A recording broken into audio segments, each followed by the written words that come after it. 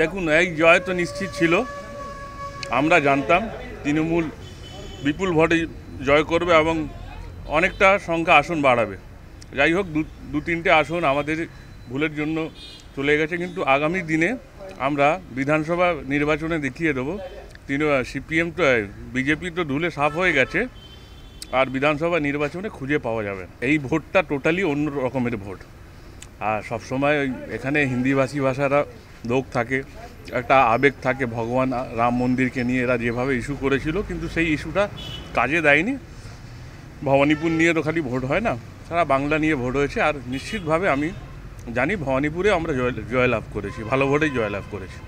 এবং আমাদের এই ওয়েস্ট বেঙ্গলে সারা ধর্মের সব ধর্মের লোক এখানে ব্যবসা করে, শান্তিভাবে থাকে। ওনার বাড়ি হচ্ছে মাদ্রাসে, তো উনিও আমাদের দেখুন বেঙ্গলে কিভাবে ব্যবসা করছে। আমাদের এখানে কোনো ধর্মের কোনো বাদ বিচার নেই, সব ধর্ম একসঙ্গে আমরা মিলে থাকতে চাই এবং শান্তিভাবে থাকতে চাই এবং খেয়ে পড়ে বাঁচতে চাই।